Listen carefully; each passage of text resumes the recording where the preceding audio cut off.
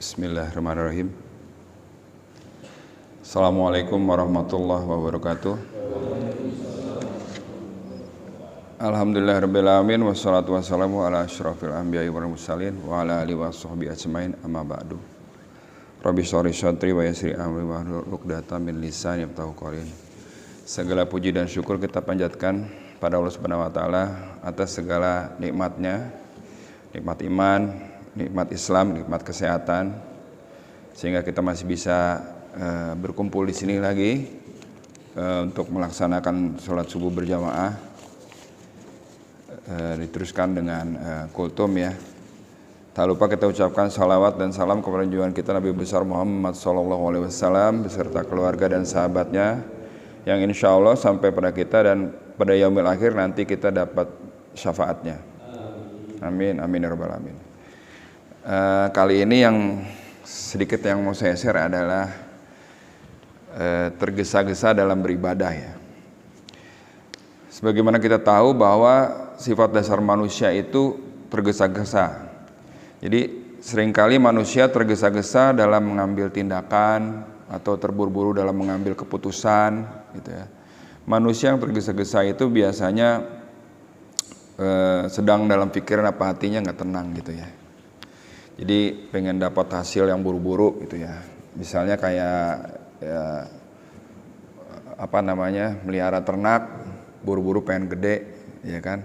Terus baru mulai usaha, buru-buru pengen pengen sukses gitu ya.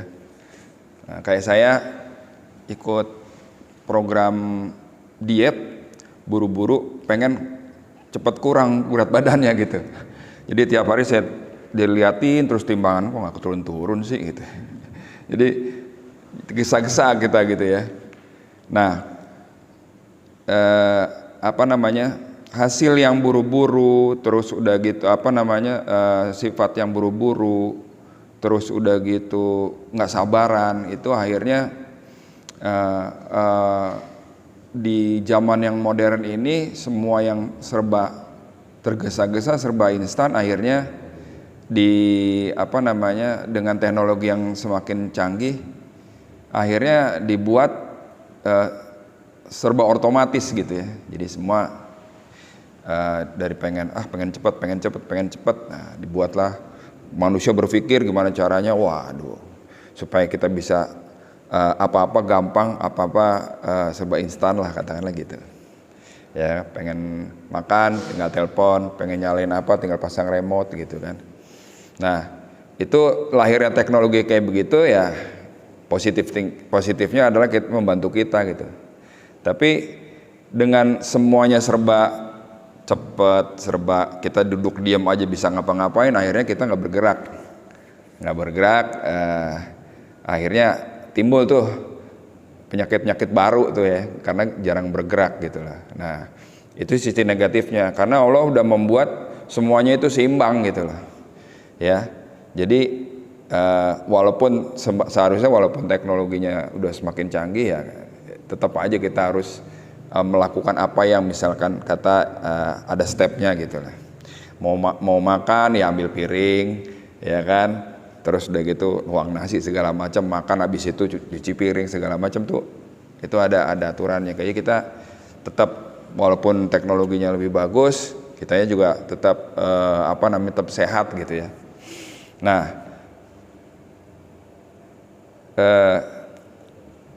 karena Allah udah menciptakan segala sesuatu sesimbang, kalau kita langgar maka akan ada resiko yang akan kita tanggung ya. Nah, terus dalam tergesa-gesa ini ternyata di ibadah juga ada yang tergesa-gesa Pak. Ya, sholatnya tergesa-gesa, kadang jadi nggak tumaninah, terus baca Qurannya cepat-cepat, pengen khatam gitu ya. Ya, terus misalnya puasa gitu, tergesa-gesa pengen cepat maghrib gitu. Itu kalau saya istilahnya, wah udah dekat-dekat mau buka nih, kita cari channel TV yang mana nih yang nyiarin jajan maghrib duluan gitu ya. Karena pengen cepet-cepet, semuanya pengen cepet-cepet gitu ya. Bahkan dalam Quran itu orang-orang kafir Quraisy itu nantang gitu, minta azab didatengin cepet gitu. Ya, seperti kita lihat di surat Al-Anbiya ayat 37. Auzubillahi minasyaitonirrajim. Hulikal insanu min ajal saurikum ayati la tastajilun. Manusia diciptakan bersifat tergesa-gesa, kelak akan aku perlihatkan kepadamu tanda-tanda kekuasaanku, maka janganlah kamu meminta aku menyegerakannya. Jadi tabiat manusia emang diciptakan tergesa-gesa. Mereka meminta segala sesuatu disegerakan ya sebelum terjadi. Nah, di antara tergesa-gesanya orang musyrik itu adalah minta azabnya dicepetin gitu. Sebenarnya mereka nantang gitu. Kalau emang Anda benar gitu, wahai orang-orang beriman, datengin tuh azab sekarang gitu. Jadi kayak gitu. Jadi minta segera disegerakan azabnya gitu ya. Nah, itu salah satunya lagi yang di ayat di surat yang lain, ayat yang lain adalah surat Al-Isra ayatnya 11. Ya. Saya bacakan terjemahannya ya. Auzubillahi minasyaitonirrajim. Dan manusia seringkali berdoa untuk kejahatan sebagaimana biasanya dia berdoa untuk kebaikan, dan memang manusia bersifat tergesa-gesa. Jadi di situ jelas bahwasanya manusia itu ada sifat tergesa-gesanya gitu. Sampai berdoa aja gitu. Tergesa-gesa, berdoa ingin instan langsung instan dikabul gitu. Padahal Rasulullah pernah berkata dalam hadis riwayat Muslim, seorang hamba akan senantiasa dikabulkan doanya oleh Allah Azza wa Jalla selama dia tidak berdoa yang mengandung kezaliman, tidak memutuskan tali silaturahim, dan tidak tergesa-gesa. Nah, sahabat bertanya, apa yang dimaksud tergesa-gesa di sini wahai Rasulullah? Lalu beliau menjawab, aku telah berdoa, tapi mengapa aku tidak melihat tanda-tanda doaku dikabulkan? Jadi kita sering gitu ya, doa, ini belum kabul-kabul juga nih gitu. Doa lagi, belum kabul-kabul juga, pengen cepet-cepet dikabulkan. Nah, itu ciri dari tergesa-gesanya kita dalam berdoa, sehingga dia lelah dalam berdoa dan meninggalkan doanya tersebut. Jadi sangat disayangkan ya kalau kita sampai capek nih gue doa kagak dikabul-kabulin gitu. Nah, itu juga bisa termasuk dalam berputus asa dari rahmat Allah ya. Nah, karena Allah menyukai proses ya. Proses itu ada doa, ada ikhtiar, ada sabar, ada bersyukur gitu. Jadi doa dulu. Wah, aku kepingin sehat nih, berdoa.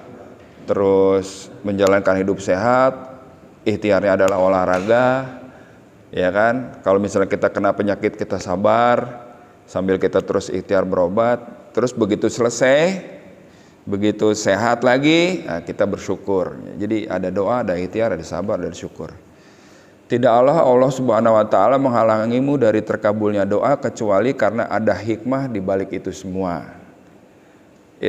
Atau karena adanya faktor penghalang dari terkabulnya doa tersebut. Jadi di sini dijelaskan bahwasanya nggak ada yang menghalangi doa kita untuk terkabul kecuali ada hikmah di balik itu. Jadi seperti yang kita tahu di surat 2 ayat 216 itu bilang, Allah berkata, baik buat kamu, baik menurutmu belum tentu baik menurutku, katanya Allah. Intinya seperti itu ya. Jadi Allah tahu mana yang terbaik buat kita gitu lah. Kita diminta tidak tergesa-gesa untuk meminta hasilnya gitu lah. Nah, itu pertama. Yang kedua, atau karena adanya faktor penghalang. Jadi kita misalnya doa kita belum dikabul-kabul nih, pasti ada penghalangnya nih. Kita introspeksi kayak muhasabah. Oh, ternyata cara doa saya belum baik misalnya gitu. Atau waktunya mungkin kurang tepat, atau permintaannya yang terlalu tinggi, yang mungkin Allah kalau saya kabulkan sekarang, wah kamu bisa ngaco nih gitu kan. Kita kan nggak pernah tahu, makanya kita berhusnuzon sama Allah. kalau emang belum dikabulkan doa kita itu pasti ada maksudnya, ada hikmah di balik itu semua.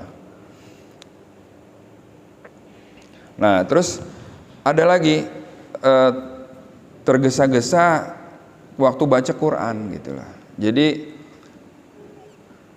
pengen cepat hatam gitu lah. Memang bagus baca Quran itu kan pahalanya pasti kita tahu, satu huruf ada satu pahala yang kalau kita baca, wah pahalanya bagus ya, banyak gitulah. Nah, cuman di sini di surat Al-Qiyamah, sebentar saya lihat ayatnya 16 sampai 19, sebentar saya lihat.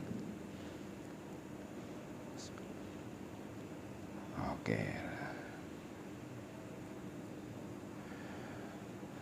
A'udzubillahi minasyaitonirrajim. La tuharik bihi lisanaka litajala bih. Jangan engkau Muhammad gerakan lidahmu untuk membaca Al-Quran karena hendak cepat-cepat menguasainya. Jadi ayat ini turun, kalau salah itu ada cerita Rasulullah lagi diajarin sama malaikat Jibril, terus dia ngeduluin gitu lah. Nah turunlah ini ayat nih. Terus inna alaina jamahu wa qur'ana, sesungguhnya kami yang akan mengumpulkannya di dadamu dan membacakannya. Jadi maksudnya Allah supaya tidak terburu-buru dalam membaca Quran, supaya apa yang dia dengar, dia baca itu bisa nempel, ngeresap ke dalam hati gitu. Fa idza qara'nahu fatabi Qur'ana. Jadi apabila kami telah selesai membacakannya, maka ikutilah bacaan itu. Jadi waktu itu dituntun. Ini aku selesai baca, kata malaikat Jibril, kamu ikutin, baca kamu ikutin gitu. Ya. Summa inna alaina bayana, kemudian sungguhnya kami yang akan menjelaskannya. Ya kan? Nah, jadi di situ di ayat tersebut sudah jelas kalau baca Quran ya jangan buru-buru gitu loh. Jangan pengen cepat-cepat selesai. Kenapa? Karena nanti khawatirnya message dari Quran tersebut nggak nyampe ke kita gitu loh. Nah, begitu juga bacaan surat dalam sholat. Jika kita resapi, kita pahami, maka akan memberikan kesan yang mendalam di jiwa. Seperti kata Allah dalam surat Al-Muzammil ya Pak. Al-Muzammil itu surat 73. Nah, ini ceritanya tentang sholat malam ya. Auzubillahi minasyaitonirrajim. Kumilaila illa qalila nisfahu awin kus minhu qalila. Bangunlah untuk sholat pada malam hari kecuali sebagian kecil, yaitu separuh atau kurang sedikit dari itu. Ini waktunya ya Pak, ya kan, tengah malam. Auzid alahi waratil Qur'ana tartila. Nah di sini nih, atau lebih dari seperdua itu. Dan bacalah Al-Quran itu dengan perlahan-lahan. Inna sanulki alaika qaula tsaqila. Sesungguhnya kami akan menurunkan perkataan yang berat kepadamu. Lanjut. Inna nasi'atal laili hiya asyadu wat'au wa aqwamu qila. Sungguh bangun malam itu lebih kuat mengisi jiwa, dan bacaan di waktu itu lebih berkesan. Ya kan? Innalaka fi nahari sabahan tawila. Sesungguhnya pada siang hari engkau sangat sibuk dengan urusan-urusan yang panjang. Ya, jadi kenapa disuruh pelan-pelan supaya kita di sini Allah di ayat kelimanya, sesungguhnya kami akan menurunkan perkataan yang berat kepadamu. Jadi di ayat keempatnya, bacalah Al-Quran itu dengan perlahan-lahan. Jadi apa yang akan kan kalau moloh itu adalah perkataan Allah yang harus kita ikutin gitu. Jadi kalau misalnya kita nggak kita nggak pelan-pelan, kita nggak resapin, itu nanti jadi kita nggak paham maksudnya Allah itu apa gitu loh.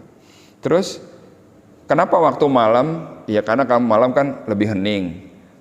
Bacaan saat itu paling berkesan gitu ya. Kenapa malam? Karena pas siangnya engkau sangat sibuk dengan urusan-urusan yang panjang.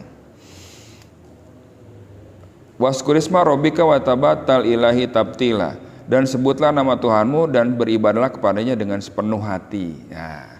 Dengan kita memahami apa yang kita baca, tentunya dengan waktu yang tepat, bacaannya berkesan, ya kan?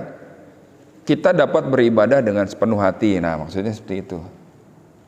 Nah, jadi kalau saran saya ketika kita baca Quran itu pelan supaya kita bacaannya benar, ya. Makanya di sini ada program tahsin. Kalau misalnya bapak-bapak berkenan bisa ikut memperbaiki bacaan kita. Terus udah gitu, habis kita baca Quran itu kita baca artinya, terus cari tafsirnya, gitulah. Terus udah gitu kita diskusikan kepada orang-orang yang lebih, ya istilahnya guru-guru kita, oh ini ayat ini maksudnya kayak gini gitu, maksudnya apa nih misalnya gitu ya. Terus kita share gitu. Jadi Al-Quran ini ilmu terapan gitu. Jadi tahu sedikit, kita cari artinya, kita pahami maknanya apa, kita diskusikan, terus kita share, kita ajarin lagi ke yang lain. Gitu terus. Terima satu ayat dari tausiahnya siapapun yang ada di sini misalnya, atau dari YouTube gitu. Oh, dapat nih satu ayat nih, ngerti kayak gini, paham kita. Udah, kita cari paham, kita diskusikan, kita share. Terus begitu. Itu apa namanya? Nanti lama-lama apa yang kita tahu itu meresap nempel, Pak, gitu. Oh, kapan aja gitu. Oh, mendengar tausiah siapa gitu menyebutkan ayat ini, oh iya ini kayaknya ayat surat ini ayat segini nih bercerita tentang ini gitu ya. Nah, jadi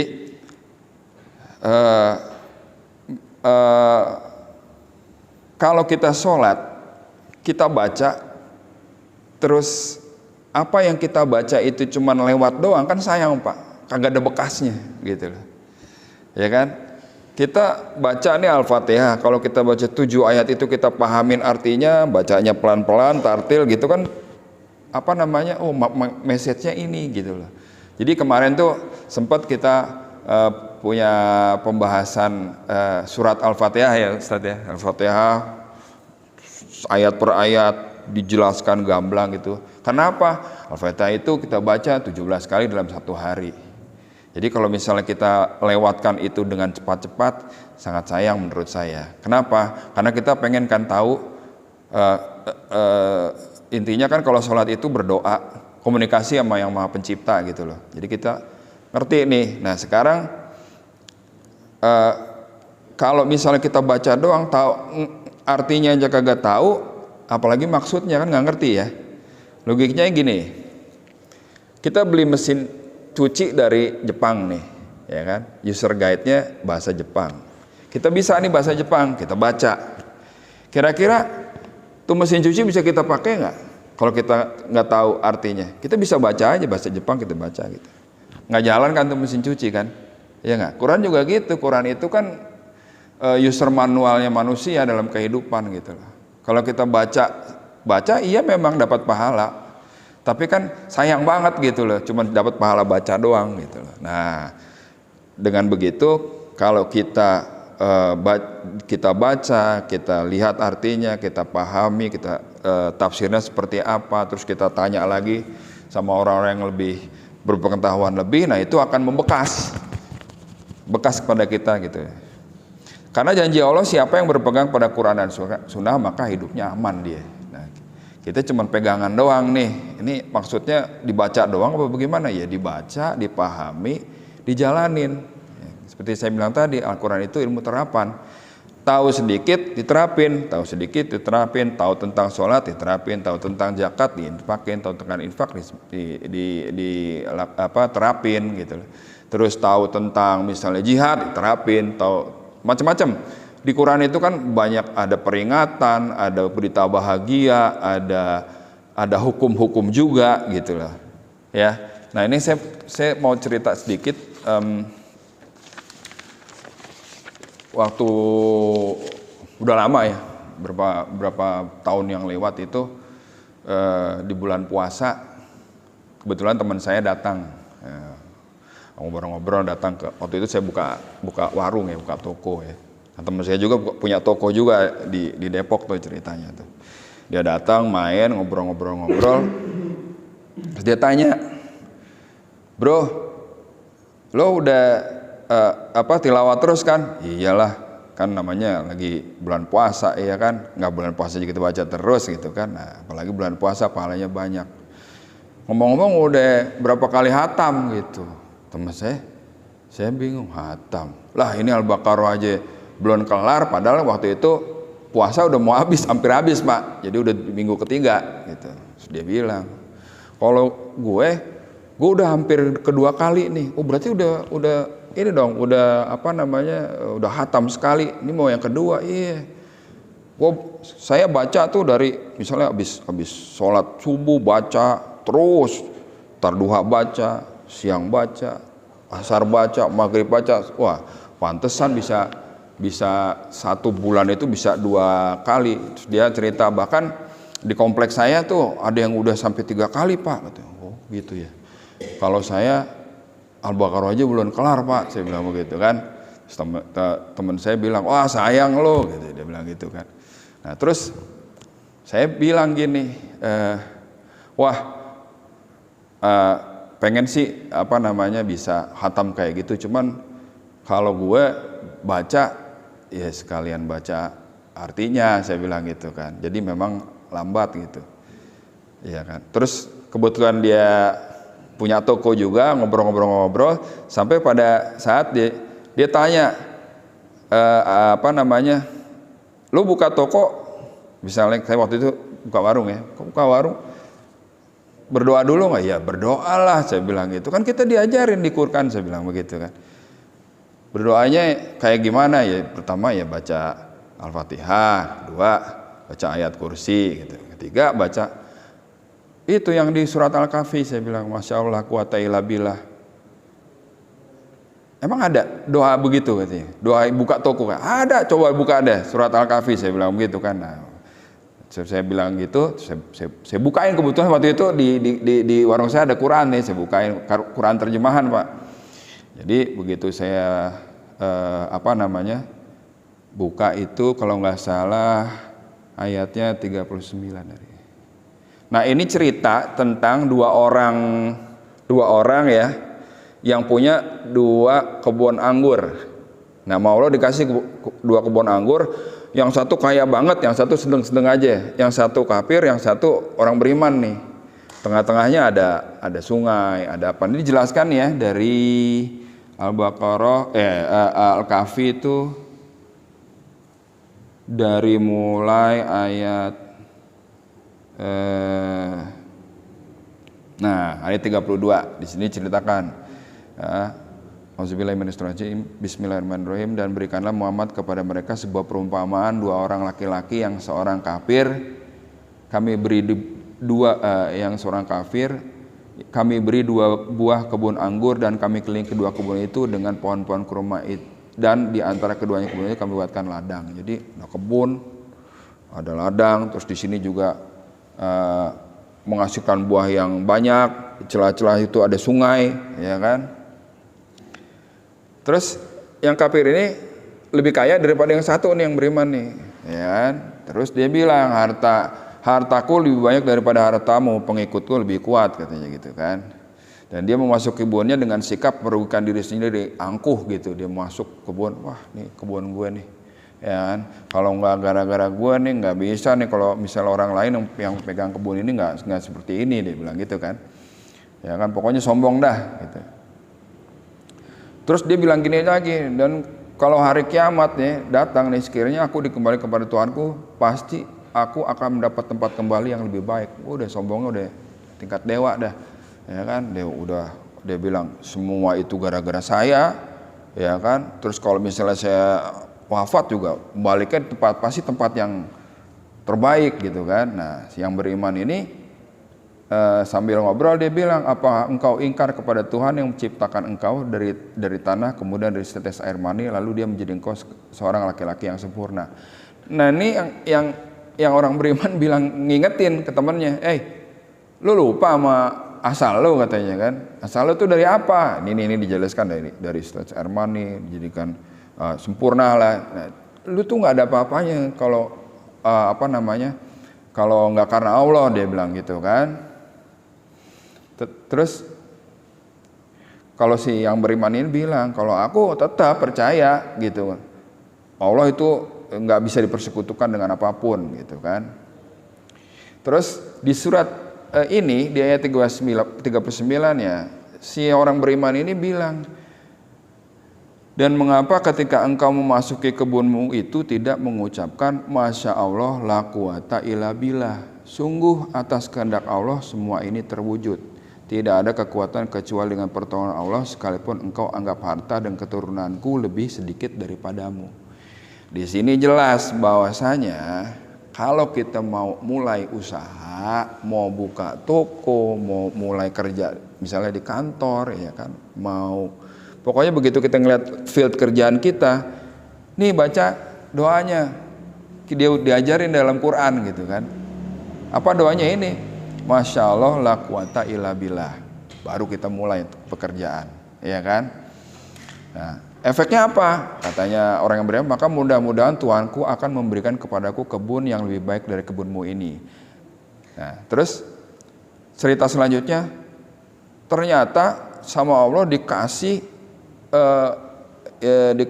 bala gitu sama yang si orang kafir ini yang lebih kaya. Dia mengirimkan petir dari langit ke kebunmu sehingga kebun itu menjadi tanah yang licin. Terus yang tadinya dialirin sungai, airnya surut ke dalam air, maka engkau tidak akan dapat menemukannya lagi. Nah, sama Allah dikasihkan azab karena dia kufur nikmat gitu ya, ya kan? Akhirnya si yang kafir ini habis tuh, kebunnya habis segala macam ya, sampai dia bagaimana ya? Terus dia akhirnya ngomong begini, kalau betapa sekiranya dahulu aku tidak mempersekutukan Tuhanku dengan sesuatu pun, mungkin gak bakalan begini gitu. Nah, jadi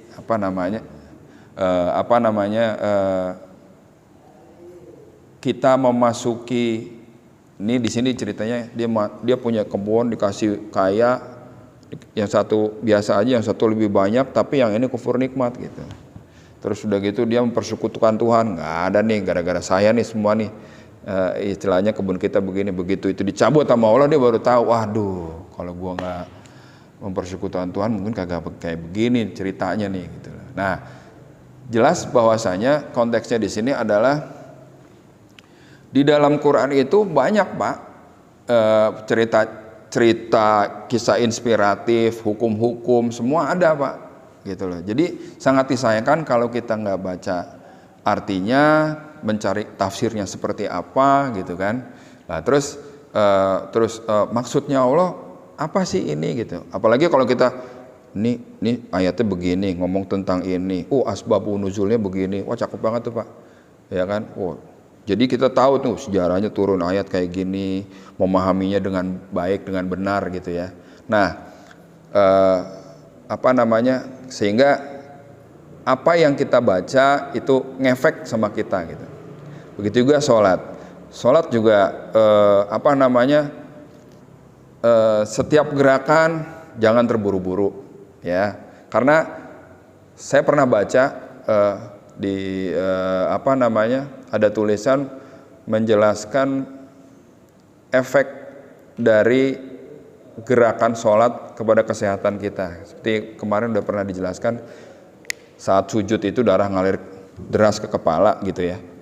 Nah sebenarnya nggak cuma itu, pas ruku juga gitu. Pas ruku kalau kita rukunya benar, bahkan kalau ibaratkan dikasih air di gelas tuh ditaruh di punggung kita, dia nggak tumpah gitu loh, 90 derajat gini.